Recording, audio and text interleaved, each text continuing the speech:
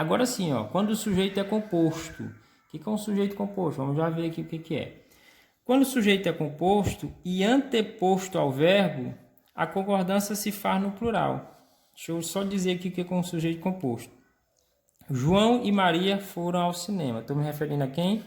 A João e Maria. Por que é composto? Porque ele tem dois núcleos, tem duas palavras principais lá. Ó. É João e Maria. Então aqui eu tenho um sujeito composto porque existem duas palavras consideradas mais importantes do sujeito, que é o João e Maria. Então aqui eu tenho um sujeito composto. Então quando eu tenho um sujeito composto, olha a regra agora. Ó. Quando o sujeito é composto, já verifiquei, ó, é composto. Me refiro aqui a dois núcleos, duas pessoas importantes. Quando o sujeito é composto e anteposto, quer dizer, ó, quando o sujeito vem antes do verbo, tá? Anteposto aí, quer dizer antes do verbo. Anteposto ao verbo, a concordância se faz no plural. Olha aqui onde está o meu verbo. Aqui eu tenho o sujeito composto, e aqui eu tenho o verbo. E aí eu observo que o meu sujeito ele vem antes do verbo. Então, sempre que o sujeito vier antes do verbo, esse meu verbo, para concordar com o sujeito, ele vai vir para o plural. Vai vir sempre no plural. João e Maria foram. Não é João e Maria foi. João e Maria foram ao cinema.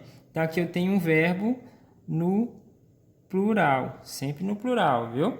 Sempre que aparecer sujeito composto antes do verbo, o verbo fica no plural, para concordar com o sujeito, com os dois núcleos do sujeito, certo? No caso do sujeito composto, né? Quando o sujeito vem posposto, olha lá o nomezinho, posposto ao verbo, né? Quando o sujeito ele vem após ao verbo, sujeito composto, passa a existir uma nova possibilidade de concordância. Preste bem atenção aqui, ó. Em vez de concordar no plural com a totalidade do sujeito, o verbo pode estabelecer concordância com o núcleo. O verbo pode estabelecer concordância com o núcleo do sujeito mais próximo. Deixa eu explicar aqui na prática, no exemplo para vocês. Faltaram coragem e competência. Olha só. Onde é que está o verbo? Ou onde é que está o sujeito? Faltaram coragem e competência. Olha o sujeito, coragem e competência. Onde é que está o verbo? Faltaram, do verbo faltar. Aqui eu tenho sujeito composto após ao verbo. Aqui eu tenho sujeito composto após ao verbo. E aqui é o verbo. Quando o sujeito composto vem após ao verbo, eu tenho duas possibilidades. Ele pode concordar com a totalidade, ficando aqui no plural, concordando com os dois. Faltaram coragem e competência. Ou ele pode concordar com o que está mais próximo, com o núcleo mais próximo. Olha só, qual é o núcleo mais próximo? Aqui eu tenho dois núcleos, que é coragem e competência. Esse aqui é o que está mais próximo do verbo. Então, o verbo também pode concordar com esse mais próximo. Então, observem só. Eu posso colocar faltaram no plural para concordar com os dois. Eu posso deixar faltou para concordar apenas com esse primeiro núcleo, certo? Então, faltaram coragem e competência. Está correto, né? Faltaram, está no plural, concordando, que eu estou me referindo a dois sujeitos aqui, a dois núcleos, aliás, certo? Sujeito composto. E quando eu coloco faltou no singular, esse faltou está no singular, verbo no singular, ele está concordando apenas com esse núcleo mais próximo. Então, sempre que o sujeito composto aparecer após o verbo, ele tem essa possibilidade de se flexionar para concordar ou com a totalidade ou então com o sujeito, com o núcleo do sujeito mais próximo do verbo. Nesse caso aqui é coragem. Faltou coragem, então está concordando, né? Ou faltaram coragem e competência. No caso aqui concordando com os dois ao mesmo tempo, certo? Olha mais um exemplo. Permaneciam em silêncio o aluno e professor. Quem que permanecia em silêncio? Aluno e professor. Aqui eu tenho sujeito composto. Por que composto? Tem dois núcleos. Olha só, aluno e professor, dois núcleos. As duas palavras mais importantes do sujeito. Permaneciam em silêncio. No caso, permanecia é o nosso verbo. O verbo está aparecendo aqui antes do sujeito, né? Aqui eu tenho verbo aparecendo antes do sujeito. Se ele aparece antes do sujeito, ele pode concordar com a totalidade plural, permaneciam, né, em silêncio, aluno e professor. Ou ele pode ficar no singular concordando com o mais próximo, o núcleo mais próximo. Qual é o núcleo mais próximo? Do sujeito, ó, são dois. O mais próximo de permaneciam é esse aqui. Ó. Então, permanecia pode vir no singular concordando com esse que está mais próximo dele, certo? Sempre com o que está mais próximo. Permanecia em silêncio, aluno. Então, aluno no singular, permanecia também no singular, certo? Isso quando o sujeito composto vier após ao verbo. Pessoal, sobre concordância verbal, são muitas as regras, são muitas mesmo. E aqui eu separei apenas algumas, que é para a gente treinar apenas o que a gente vai abordar na nossa atividade. Olha só, o que a gente viu desde o início? Que a regra geral diz o seguinte, que o verbo ele vai concordar com o sujeito em número e pessoa. Essa é a regra geral, né? Mas tem algumas observações que a gente precisa fazer. Observem só. Se por um acaso o sujeito for coletivo, lembra do exemplo lá, boiada, se ele for coletivo, o verbo vai ficar sempre no singular, certo? Se ele for coletivo, o verbo vai ficar sempre no singular.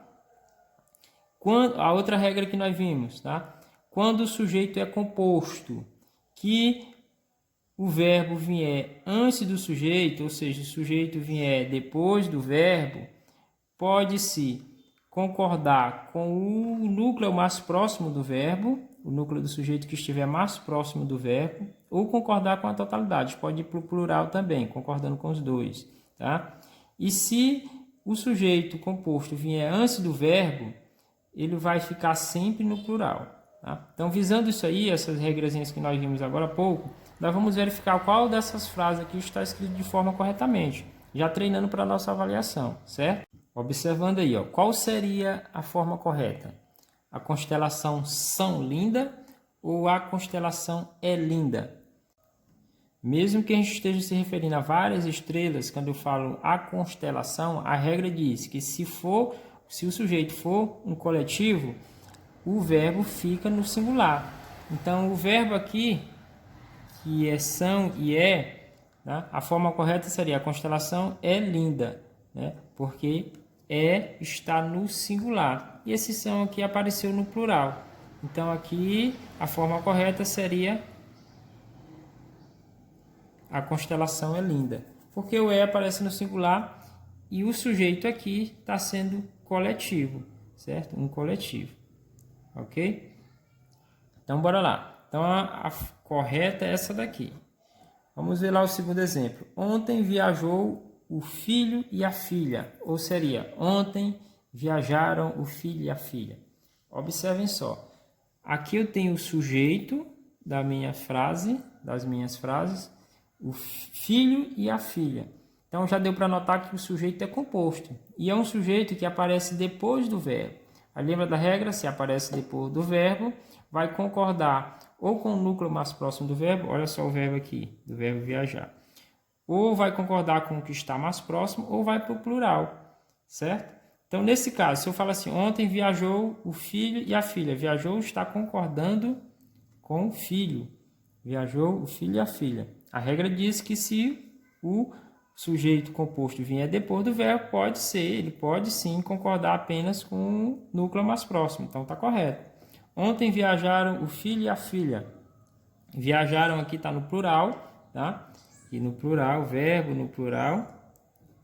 Está concordando em totalidade aqui com os dois núcleos. Viajaram, está no plural. Então, está correto. As duas opções estão corretas. Essa aqui, ó, as duas opções estão corretas. Já na última parte, observe a última parte, o filho e a filha viajou. Ou seria, o filho e a filha viajaram. Qual seria aí o sujeito e qual seria a forma correta?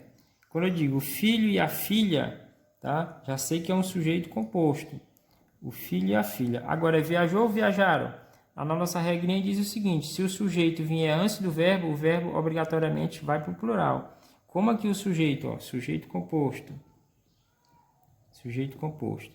aparece antes do verbo viajar, esse verbo aqui ele tem que ficar no plural. Então, a resposta correta segundo exemplo, certo?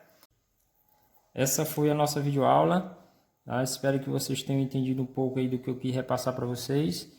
Qualquer dúvida, vocês podem estar vindo no meu PV. E agora passando aí a atividade, tá? Tchau, até a próxima.